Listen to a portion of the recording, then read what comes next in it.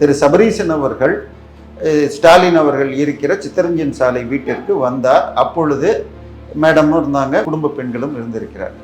ஸ்டாலின் இவரை பார்த்த உடனே கிடுகிடுன்னு பக்கத்தில் எழுந்து வந்து பக்கத்து ரூம்லையோ இது வந்துட்டு உங்களை நம்பி எல்லாத்தையும் விட்டா என்ன அம்போன்னு விட்டுட்டீங்களே, அவருக்கு என்ன ஆச்சுன்னு தெரியல, செவன்னு செவந்து போச்சு மூஞ்சி.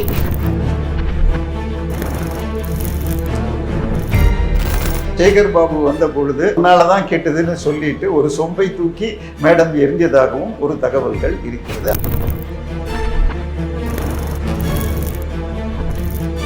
இளவரசர் நீங்க அவரு சொன்ன ஆளா போட்டீங்க, இந்த நிலைமைக்கு கொண்டு வந்துட்டாரு அப்படின்னு சொல்லி எதிர்க்க பெண் நிறுவனமே மூடப்பட வேண்டும்னு சொல்லி ஆல்மோஸ்ட் செமியாக மூடிட்டாங்க.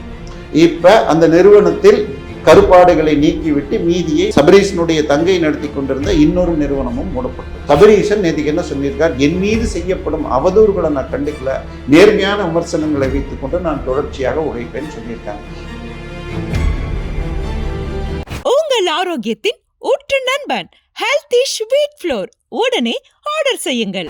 4 நேயர்கள் அனைவருக்கும் வணக்கம். இன்று நம் நிகழ்ச்சியின் சிறப்பு விருந்தினர் அரசியல் விமர்சகர் தேவப்பிரியா அவர்கள் இணைந்துள்ளார். வணக்கம் சார். வணக்கம். ஒரு வழியாக தேர்தல்லாம் முடிந்திருக்கு, ஆட்சியும் அமைத்தாது. ஆனா திமுகல இன்னமும் அந்த சலசலப்புகள், உட்கட்சி பூசல்கள் போயிட்டு இருக்கா அப்படின்ற கேள்விகள் தொடர்ந்துட்டே வருது. திமுகக்குள்ள பல பிரச்சனைகள் போயிட்டு இருக்கு. மெயினா பாத்தீங்கன்னா இந்த சபரீசன் அவர்களுடைய அந்த பிரச்சனையானது இன்னும் தொடர்ந்துட்டே இருக்கு. இப்ப அது என்ன நடந்துட்டு இருக்கு சார் திமுகக்குள்ள? இல்ல, அதாவது தேர்தல் முடிஞ்ச 2வது நாளோ 4ஆம் தேதி ரிசல்ட் வந்தது, 6ஆம் தேதின்னு நினைக்கிறேன், ஒரு நாள் முன்ன பின்ன இருக்கலாம். திரு சபரீசன் அவர்கள் ஸ்டாலின் அவர்கள் இருக்கிற சித்தரஞ்சன் சாலை வீட்டிற்கு வந்தார். அப்பொழுது மேடமும் இருந்தாங்க, வேறு சில பெண்களும் குடும்ப பெண்களும் இருந்திருக்கிறார்.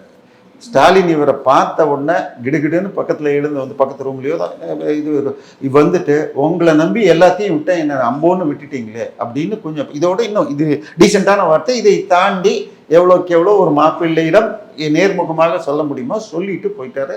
அவருக்கு என்ன ஆச்சுன்னு தெரியல, செவன்னு செவந்து போச்சு மூஞ்சி. யாராவது மாமியாரோ மற்ற இருக்கிற வேறு யாராவது பெண்கள் தன்னை சமாதானப்படுத்துவாங்களான்னு பார்த்தார். ஒரு 2 நிமிஷம் பண்ணலன்னா அவரும் பேசாமல் போயிட்டார்.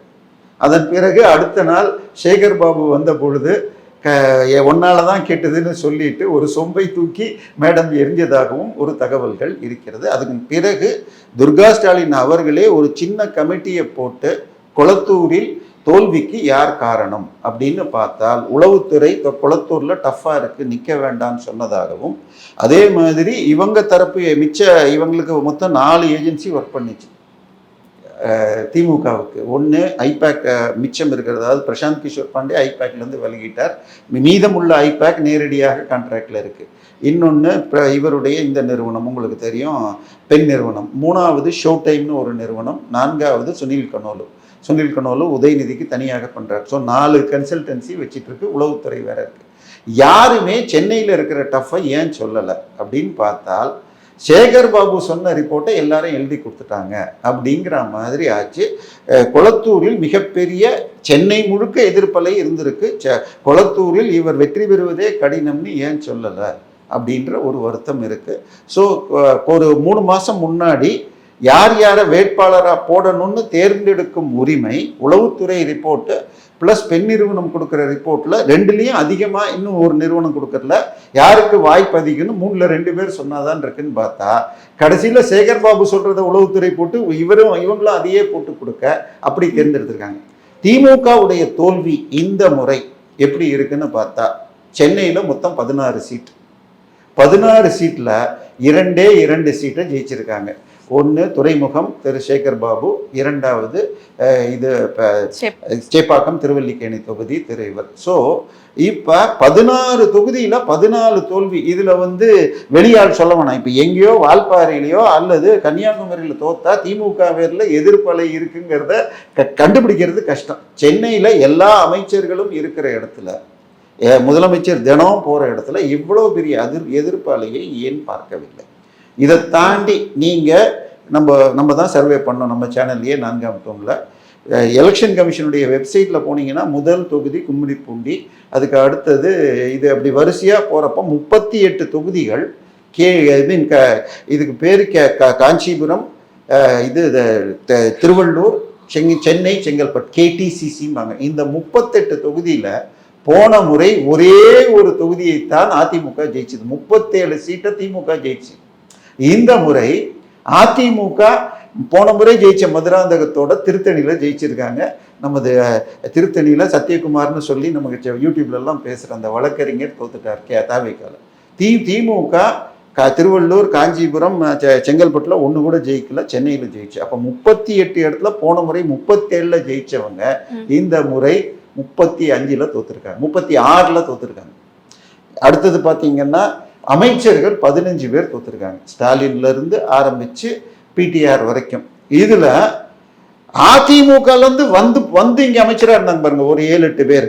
அவங்க எல்லாம் முத்துசாமியை தவிர மீதியெல்லாம் ஜெயிச்சிட்டாங்க. புதுசா வந்த ஓபிஎஸ் ஜெயிச்சிருக்காரு, வைத்தியலிங்கம் ஜெயிச்சிருக்காரு, இன்னொருத்தர் இது மனோஜ் பாண்டியன் ஜெயிச்சிட்டாரு. ஆனால் இங்கேயே ஆரம்பம் முதல் கொட்டை போட்டு முளைச்சி வளர்ந்த துரைமுருகன், ஆவடி நாசர், மா சுப்பிரமணியம், இது அங்க உதயநிதி ரசிகர் மன்ற தலைவர் திரு அன்பில் மகேஷ் பொய்யாமொழி, திமுகவின் போட்டி இருந்துச்சான். யாரு அதிகமா தமிழக மக்கள்கிட்ட இருந்து ரத்தத்தை உறிஞ்சிற மாதிரி பணத்தை கொண்டு வந்து ஏடிஎம்மாக கொட்டுவதுங்கிறதுல செந்தில் பாலாஜிக்கு போட்டியாக இன்னொருவர் இருந்தார்னா மூர்த்தி அவர்கள், மதுரை மூர்த்தி, அவரும் தோத்திருக்கார், பிடிஆர் தோத்திருக்கார். இப்படி 15 அமைச்சர்கள்ல 14 பேர் திமுகவில் பழங்காலம் முதல் இருப்பவர்கள். ஒரே ஒருத்தர் தான் முத்துசாமி மட்டும்தான். ஸோ இதுல திமுக எதிர்ப்பலை. ஸோ இப்ப திமுக போன முறை 134 சீட்டு, இந்த தடவை 59. இந்த 59ல ஒரு 2 சீட்டு மதிமுக ஜெயிச்சது, 3 சீட்டு மனிதநேய மக்கள் கட்சியும், இன்னும் ஒன்றும் 5 சீட்டு மற்றவங்களது. இவங்க வாங்கியிருக்கிற ஓட்டு எவ்வளோ? 24%. இதுல இதே மாதிரி கொங்கு மக்கள் கட்சி இதெல்லாம் பிரிச்சிங்கன்னா 20க்கு கீழே போயிடுச்சு திமுக. அதிமுக 21, அவங்களதுலயும் சின்ன சின்ன கட்சி இருக்கு. அப்ப திமுக பிளஸ் அதிமுக வாங்கி இருக்கிற ஓட்டு இந்த முறை 40க்கு கீழே போயிடுச்சு. அதே நீங்க 2016 தேர்தல், சட்டசபை தேர்தல் எடுத்துக்கிட்டீங்கன்னா ஜெயலலிதா 234 தொகுதியிலையும் தனியா நின்று 44, இவங்க கூட்டணியோட 40 என்னமோ, அதுல திமுக மாத்திரம் 31 என்னமோ. 74% திமுக அதிமுக வாங்கினது இந்த முறை 40க்கு கீழே போயிடுச்சு. இது திமுக திராவிட என்ற அரசியலையே விஜய் எடுத்துருவாராங்கிற ஒரு பயம் வந்துட்டு இருக்கு. ஸோ இதுல திமுகக்குள்ள என்ன சிக்கல்னு சொன்னால், ஒரு பக்கம் மாப்பிள்ளை வெர்சஸ் இளவரசர். சரியா? இளவரசர் நீங்க அவரு சொன்ன ஆளா போட்டீங்க, இந்த நிலைமைக்கு கொண்டு வந்துட்டாரு அப்படின்னு சொல்லி எதிர்க்க பெண் நிறுவனமே மூடப்பட வேண்டும்னு சொல்லி ஆல்மோஸ்ட் செமியாக மூடிட்டாங்க. இப்ப அந்த நிறுவனத்தில் கருப்பாடுகளை நீக்கிவிட்டு மீதியை உதயநிதி தலைமையில் வேற ஒரு கம்பெனி பேர்ல கொண்டு வருவாங்க. சபரீஷனுடைய தங்கை நடத்தி கொண்டிருந்த இன்னொரு நிறுவனமும் மூடப்பட்டிருக்கு. அப்ப அங்க உதயநிதி அவர்களுக்கும் சபரீஷன் அவர்களுக்கும் தான் ஒரு பெரிய சண்டை போயிட்டு இல்ல, அங்க 3-4 கிச்சன் கேபினட். ஒன்னு சபரீஷன் உதயநிதி, சபரீஷன் இன்னொரு பக்கம் உதயநிதி, இன்னொரு பக்கம் கனிமொழி ஒரு டீமை வச்சிருக்காங்க, இன்னொரு பக்கம் சேகர் பாபு போன்றவர்கள் துர்கா ஸ்டாலினை வச்சு கிச்சன் கேபினட்னு அவங்க கண்ட்ரோல் பண்ணுவாங்க. இப்போ இந்த 4ம் இதாகி இன்னொன்று ஒரு திமுகவை பொறுத்த வரைக்கும் மாவட்ட செயலாளர்களுக்கு முழு பவர் உண்டு. அந்த மந்திரிக்கு இருக்கிற மரியாதையை விட மாவட்ட செயலாளருக்கு அதிக மரியாதை இருக்கும், நல்ல துட்டும் பார்ப்பாங்க. ஸோ இப்போ தமிழ்நாட்டில் எவ்வளோ மாவட்டம் இருக்கு? நான் படிக்கிறப்ப 14, இப்போ 36, 37. ஆனால் திமுகவில் 60க்கு மேலே போயிடுச்சு. அதில் பட்டியல் ஜாதி 2 பேர் பேருக்கு. பட் இப்போ என்ன பிளான் பண்ணியிருக்காங்களாம், ஒரு மாவட்ட செயலாளர்னா 2 எம்எல்ஏ தான் அவங்களுக்கு கீழே வரும், அதுக்கேற்ற மாதிரி அதிகரிக்கும். இதை பண்ணினால் மாவட்ட செயலாளர் குறையும். இதை தேர்தலுக்கு முன்னாடி இவர் ஐடியா கொடுத்தார் நம்ம உதயநிதி, அப்பொழுது சேகர் பாபு போன்றவர்கள் எதிர்த்ததுனால இதை தள்ளி வச்சாங்க. இப்பொழுது ஏவவேலு அவருடைய திருவண்ணாமலையில் அவர் சீட்டை தாண்டி பக்கத்தில் இருக்கிற பல சீட்டுகளை தோத்துருக்காங்க.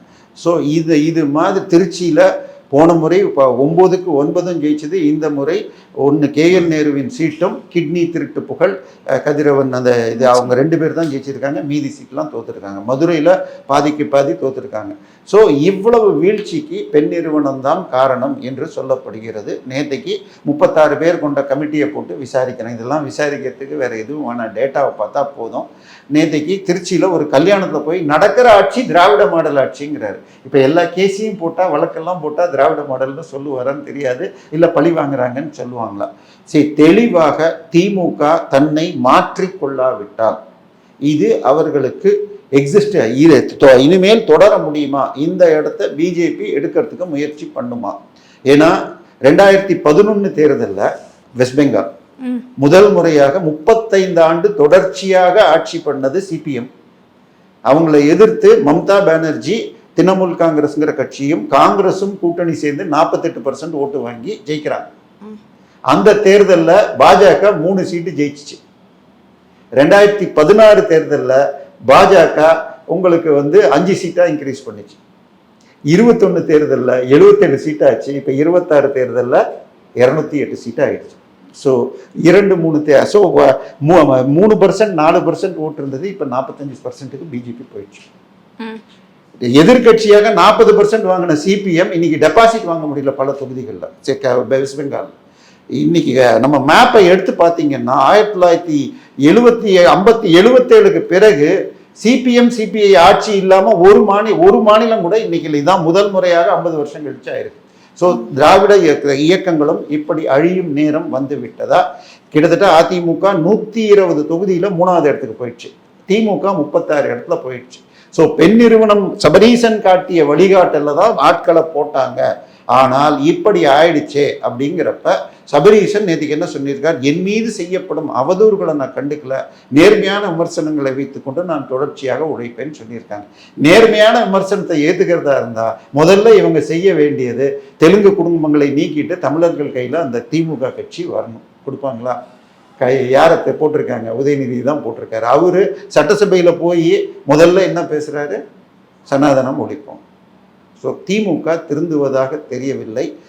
கொளத்தூர்ல கபாலீஸ்வரர் கோயில் காசை எடுத்து கொளத்தூர்ல காலேஜ் கட்டினாரு, அவர் தோற்றார். இன்னும் இது போல தவறுகள் செய்தால் கடவுள் நின்று கொள்வார்னு சொல்லுவாங்க, தெய்வம் நின்று கொள்ளுன்னு. ஸோ கோவில்களை நேத்தைக்கு ஒரு வழக்கம் சுப்ரீம் கோர்ட்டில் வந்திருக்கு. கோயில்களை HRNCE இது மேற்பார்வைன்னு கைப்பற்றியது சரியாங்கிற வழக்கம் உச்சநீதிமன்றம் நான் விசாரிக்கிறேன்னு இருக்காங்க. ஸோ திமுகவின் எதிர்காலம் கிட்டத்தட்ட கீழ் நோக்கி சரிந்து கொண்டிருக்கிறது. அதை நீக்க முடியும்னா சபரீசனும் உதயநிதியும் ஒன்று சேருவாங்களா, இல்லை கனிமொழி அவர்கள் கருணாநிதி திமுக என்று பிரித்து கொண்டு எம்பிக்களில் கிட்டத்தட்ட 10 பேருக்கு மேலே அவங்களுக்கு ஆதரவு இருக்குது. பஞ்சாபில் 7 ராஜ்யசபா எம்பிக்களை பிரிச்சுக்கிட்டு ஆம் ஆத்மி கட்சியை சேர்ந்த ராகவ் சந்தா பிரிச்சுட்டு போய் பிஜேபியில் சேர்த்துட்டார். இவங்க ஒரு 6 பேர் என்னமோ உதயநிதியுடைய இளைஞர் திமுக எம்பிக்கள், மீதி ஒரு 4 பேர் சீனியர்ஸ், ஜெகத் ரட்சகன், TR பாலு போல. கனிமொழி ஆட்கள் ஒரு 3-4 பேர் இருக்காங்க. அதை இன்னும் கொஞ்சம் இன்க்ரீஸ் பண்ணினால் கனிமொழி திமுக கருணாநிதி திமுக என்று பிரிந்து நாங்கள் பாஜகவிற்கு இஷ்யூ பேஸ்டு சப்போர்ட்டர். சட்டசபையில் இவ்வளோ பேர் பிரிக்க முடியும்னா 3/2 பிரித்தா தான் உங்களுக்கு கட்சி தகவலில் வரும். எம்பியில் அது எழுது. ஸோ பாஜகவுக்கும் அங்கே எம்பி கம்மியாக இருக்குது, மெஜாரிட்டி இல்லாமல் மற்ற கட்சியை நம்பியிருக்காங்க பார்லிமெண்ட்டில். ஸோ எதெல்லாம் நடக்குங்கிறது வருங்காலத்தில் தான் தெரியும்.